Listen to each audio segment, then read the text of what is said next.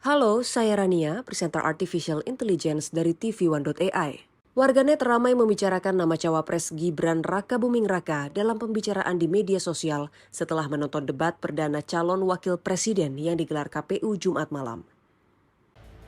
Debat cawapres perdana kali ini membahas 6 tema besar, yakni ekonomi, meliputi ekonomi kerakyatan dan ekonomi digital, keuangan, pajak dan tata kelola APBN APBD, investasi, perdagangan, infrastruktur, dan perkotaan. Layaknya debat perdana Capres 2024 sebelumnya, debat Cawapres 2024 juga menarik perhatian warganet di media sosial. Gibran Rakabuming yang menjadi Cawapres nomor urut 2 menjadi pusat perhatian dalam debat tersebut. Terima kasih Pak Mahfud yang saya hormati.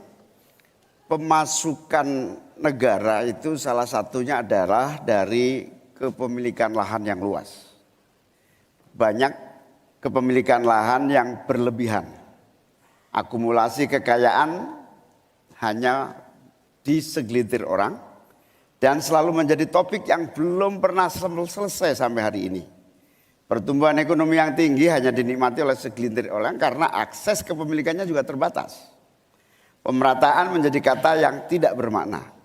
Maka saya ingin pendapat Pak Mahfud, bagaimana mewujudkan keadilan sosial dimulai dari pemerataan kepemilikan tanah, akses dan lahan. Baik, terima kasih. Karena Gus Muhaimin ini adalah ketua umum dari Partai PKB, saya yakin sekali Gus Muhaimin paham sekali untuk masalah ini. Bagaimana langkah Gus Muhaimin untuk menaikkan peringkat Indonesia di SGIE? Terima kasih. SGIE. Cukup Bapak? Bapak Gibran cukup? Cukup. Baik, silakan. Bapak Muhaimin untuk menjawab. Apa sih perbedaan antara penerimaan pajak dan tax ratio? Anda bicara 23%, 23% dari apa ini? Kalau Anda bicara bahwa beda antara penerimaan pajak dan rasio atau tax ratio pajak.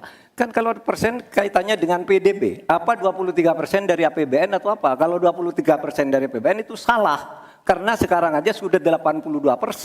Dengan tax ratio sekarang hanya 10,5, sumbangan terhadap APBN itu 20%.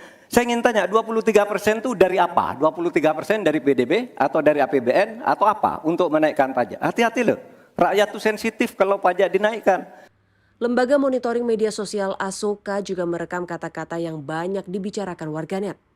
Asoka merekam percakapan media sosial terutama Instagram, TikTok, dan X atau dahulu Twitter. Sentimen umum dari debat ini cenderung masih netral, namun ada juga beberapa sentimen negatif dan positif. Jika dibandingkan dengan jelang debat, sentimen netral bertambah sekitar 6% menjadi 89%, negatif 8%, dan positif hanya 3%. Namun untuk emosi, warganet yang mengekspresikan rasa sedih naik sekitar 4%, sedangkan yang bahagia turun 4%, sisanya marah, khawatir, dan suka tetap di bawah 10%. Sistem monitor media sosial Drone Emprit juga menyebut nama Gibran lebih banyak di-mention di platform X ketimbang Muhaimin dan Mahfud.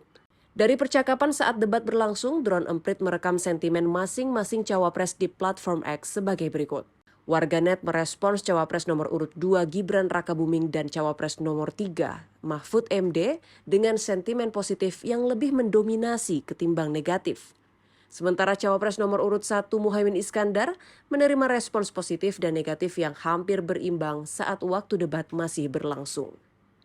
Drone Emprit mencatat, top topik untuk cawapres nomor urut 1 Muhaimin adalah tidak setuju IKN, ingin bangun 40 kota setara Jakarta, kamu, serta UMKM dengan hashtag Slepetnomik, Slepet Aja Gus, Anies Muhaimin 2024, dan Amin Aja Dulu. Sedangkan top topik untuk cawapres nomor urut 2 Gibran Rakabuming adalah IKN, investor, APBN, simbol, pemerataan pembangunan, hilirisasi, dan tidak Jawa sentris. Untuk hashtag Gibran, 02 melanjutkan, Indonesia sentris, anak muda Indonesia emas, kerja nyata Gibran, dan Gibran membuktikan.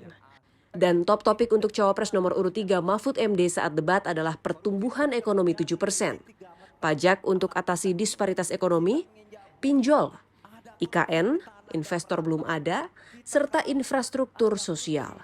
Untuk hashtag Mahfud yang mendominasi adalah Mahfud lebih baik, Satset, pasti lebih baik, Ganjar Pranowo, dan Satset lebih baik.